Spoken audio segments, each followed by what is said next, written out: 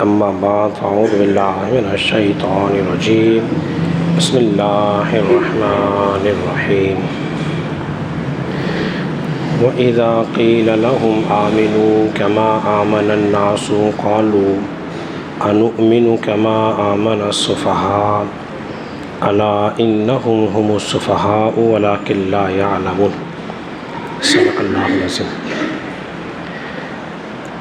حضرات محترم، آج کی نشست کے اندر آپ حضرات درس قرآن سماعت کریں گے، اور درس قرآن کے اندر آج ہماری آیت کریمہ جو ہے وہ سورہ بقرہ کی آیت نمبر جو 13 ہے۔ جو پچھلا درس قرآن ہم نے آپ کے سامنے پیش کیا تھا یا بیان کیا تھا، وہ سورہ بقرہ کی آیت نمبر 11 اور 12 پہ مشتمل تھا، جس میں یہ تھا کہ منافقین کی شرارتوں کا تذکرہ موجود تھا کہ وہ مسلمانوں کے خلاف شرارتیں کرتے تھے، مسلمانوں کے راز کو فحش کرتے تھے۔ ان کی یہ شرارت تھی کسی طرح لوگ اسلام سے متنفر ہو جائیں، دور ہو جائیں اور اسلام کو کمزور کر سکیں۔ اب اللہ تبارک و تعالیٰ نے ان کی ایک بات اور بیان فرمائی ہے، وہ کیا ہے؟ وَإِذَا قِيلَ لَهُمْ آمِنُوا، اور جب ان سے کہا جائے ایمان لاؤ، كَمَا آمَنَ النَّاسِ، جیسے اور لوگ ایمان لائے، قالوا، تو وہ کہتے ہیں أَنُؤْمِنُ كَمَا آمَنَ السُّفَهَاءُ، کیا ہم احمقوں کی طرح ایمان لے آئے؟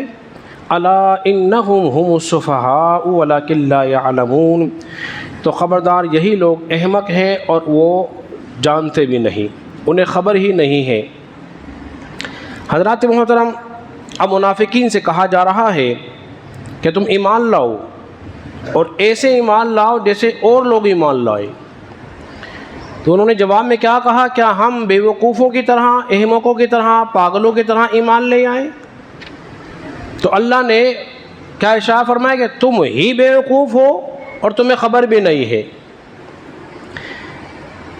حضرات محترم، اس سے پہلے ان کی شرارتوں کا تذکرہ تھا، اب معیار صحابہ بیان کیا جا رہا ہے۔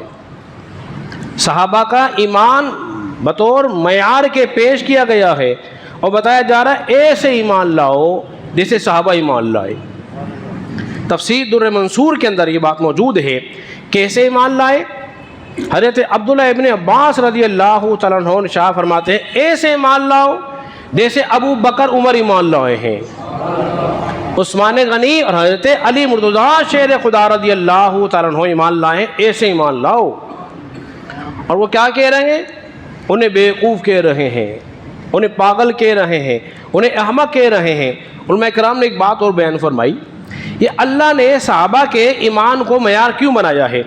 اس لیے کہ اس زمانے میں ان تمام حضرات جو تھے ایمان میں مخلص تھے، اور ایمان کے مخلص ہونے بڑے مشہور تھے، اس لیے ان کے ایمان کو معیار بیان کیا گیا ہے۔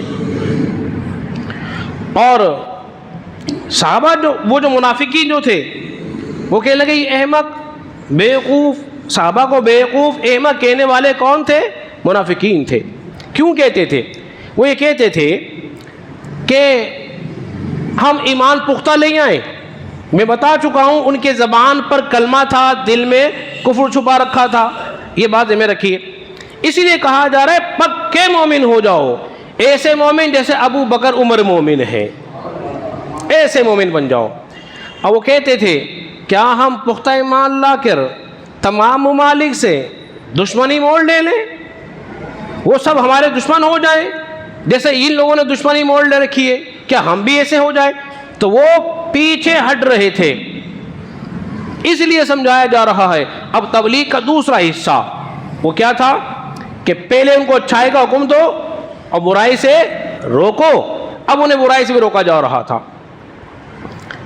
ایک بات وہ ذہن میں رکھیے، وہ کیا ہے جانتے ہو؟ سب سے پہلے صحابہ پر تانا مارنے والے، صحابہ پر اعتراض کرنے والے، صحابہ کی شان میں بے ادبی گستاخی کرنے والے کون تھے؟ منافقین تھے۔ انہوں نے بیوقوف کہا، انہوں نے پاگل کہا۔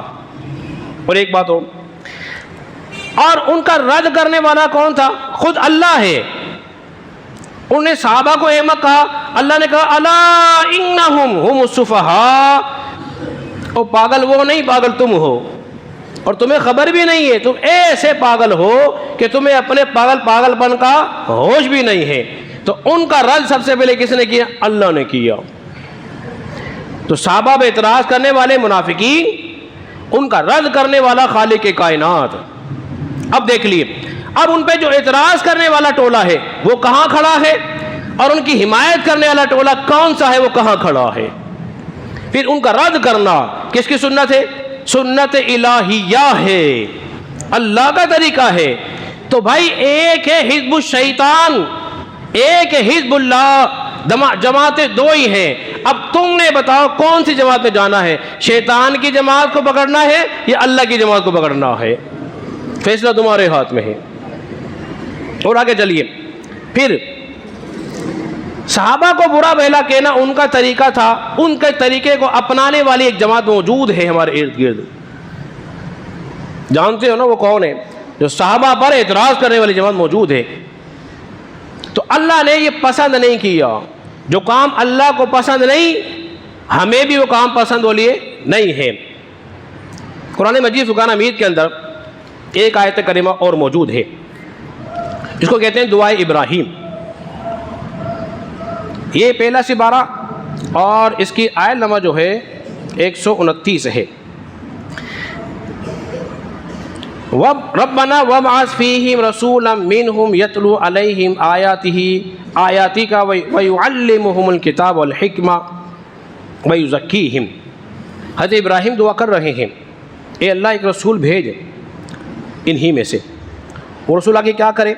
ہم پر قرآن کی آیت تلاوت کرے، وَيُعَلِّمُهُمُ الْكِتَابَ وَالْحِكْمَةَ، وہ ہمیں کتاب و حکمت کی تعلیم دے، وَيُزَكِّيهِمْ، انہیں پاک کرے۔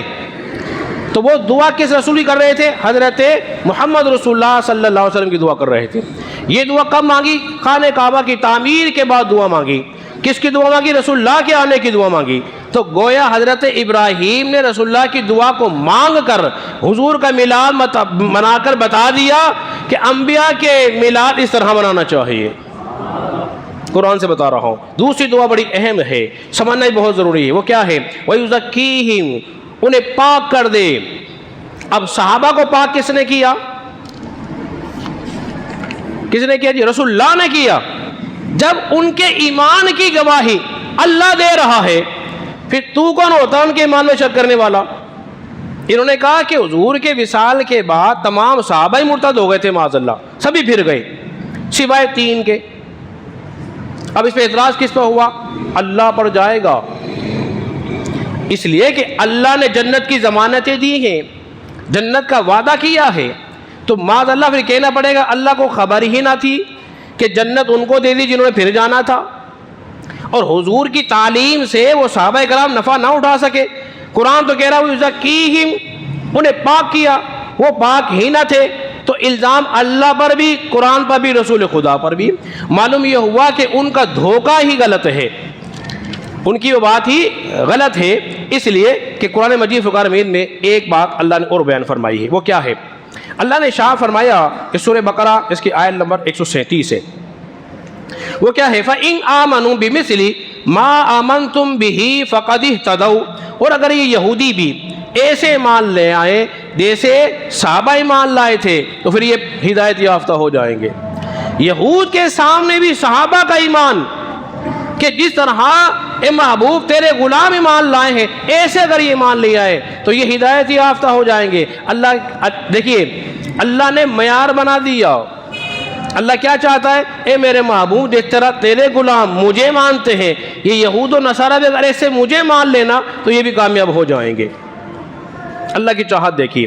ایک آیت کریمہ اور پھر اپنا درس ختم کرتا ہوں، وہ ہے سورہ حجرات۔ یہ سورہ حجرات کی آیت نمبر جو ہے وہ 7 ہے۔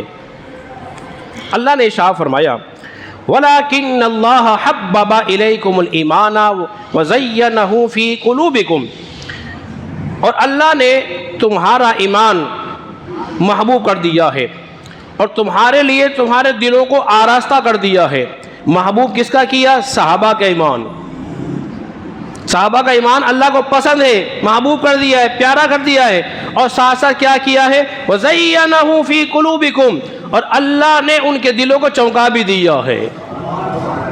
جن کے دل چمک رہے ہیں انوار مصطفیٰ سے، وہ تو ہدایت کے نور ہیں، ہدایت کے ستارے ہیں۔ اسی رسول اللہ صلی اللہ علیہ وسلم نے شاہ فرمایا تھا، میرے ستارے جو ہیں آسمان کے ستارے ہیں، تم جس کی اقتداء کرو گے ہدایت یافتہ ہو جاؤ گے۔ تو لہذا صحابہ کے ایمان کو پسند کیا اللہ نے، جب اللہ نے پسند کر لیا تو کون ہوتا ہے ناپسند کرنے والا؟ تو ان کی کوئی اہمیت بولیے نہیں ہے، عقیدہ وہ رکھیں گے جو قرآن و سنت والا ہے، اس لیے کہ اللہ تبارک و تعالیٰ نے تمام صحابہ سے جنت کا وعدہ کر رکھا ہے۔ یہ جنتی لوگ ہیں اور یہی سچے اور پکے مومن ہیں۔ اللہ رب العزت کے بارگاہ میں دعا کریں خالق کائنات ہم سب کو سمجھنے